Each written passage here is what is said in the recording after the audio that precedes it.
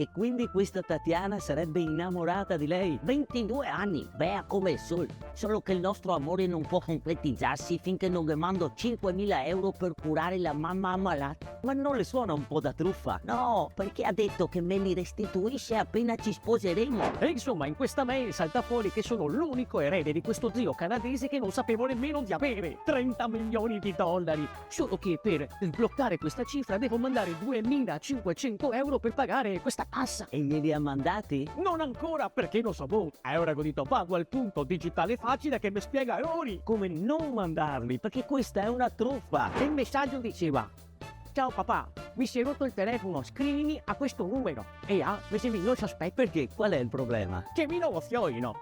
Anche se in effetti qualche anno fa c'è stata un'estate un po' movimentata. Guardi, non è necessario entrare nella sua vita privata. Stia tranquillo che questa è una truffa. La fantasia dei truffatori non ha limiti. Non dare mai i tuoi dati personali o i dati bancari. E al primo sospetto, rivolgiti al punto digitale facile più vicino a te per imparare a difenderti dalle truffe. Guarda che mi ha scritto un'altra, Cheryl, 19 anni. Questa è davvero innamorata di me perché mi ha chiesto solo 150 euro.